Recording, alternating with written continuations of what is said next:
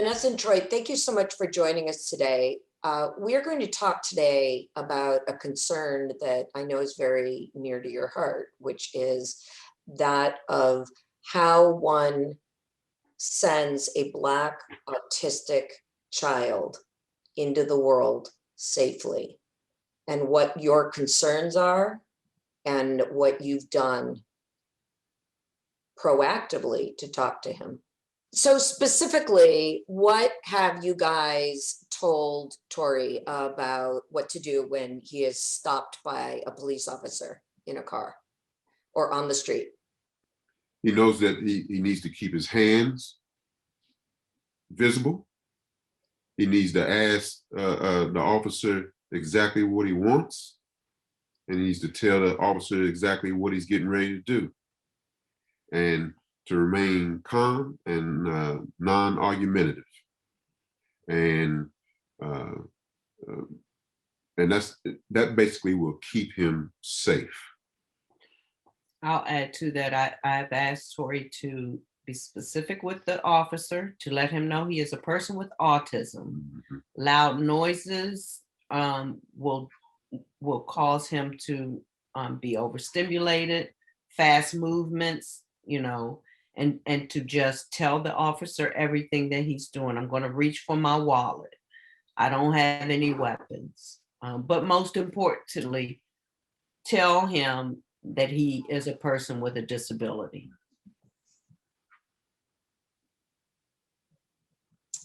Okay, anything else you want parents to know about your journey raising a child of color with a disability?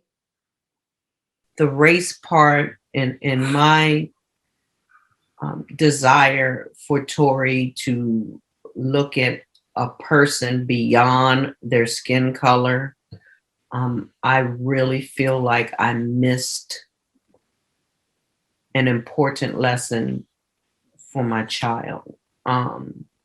So I would just say if I had to do it all over again, I would teach my son to embrace his culture, his color, and to teach him the hard lessons that,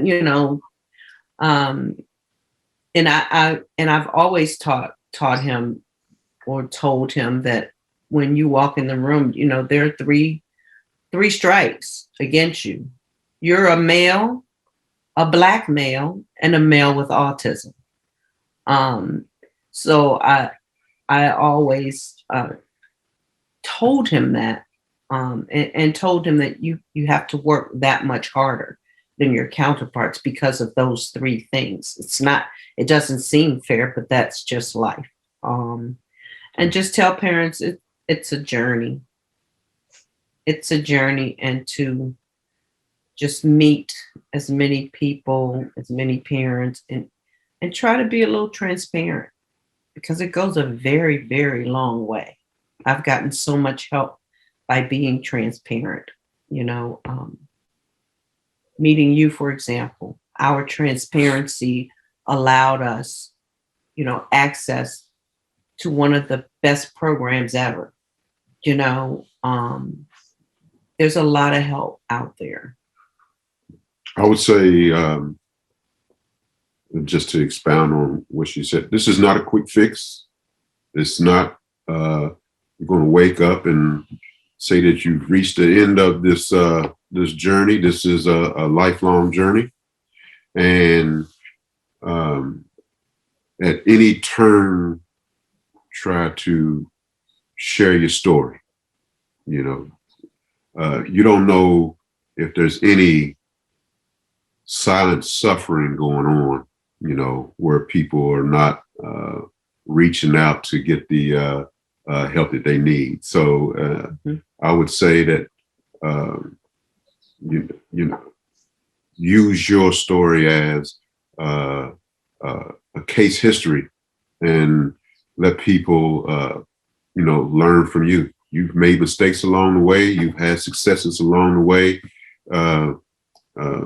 Never stop trying to learn what you can do to get to the other side. So getting to the other side, we are at a crest right now where we thought that we would never be. They sending Tory to a school in Florida, Right. and where we didn't think about this 15, 10 years ago, but we are comfortable with this, and so that's what I would say. The other is learn your child. Yeah. Know your child. Your child. We all have our own journey. It's not going to be exactly the same. And another person's success, some of their successes could be attainable. People are looking at Tory now like his success is not attainable. Well, guess what? They said he wasn't going to be able to talk and not to expect much years ago. So, don't look at another person's close to the end of their journey and not believe that could be you if you're beginning your journey. You're going to have naysayers along the way. Somebody's always going to think that they can tell you no. And I just like for everybody to know that never bet against your kid. Definitely never bet against Tory. He gonna take all your money. Thank you so much for sharing your wisdom and experiences with us. Thank you for having us. We really thanks. Appreciate it. Hope it helps.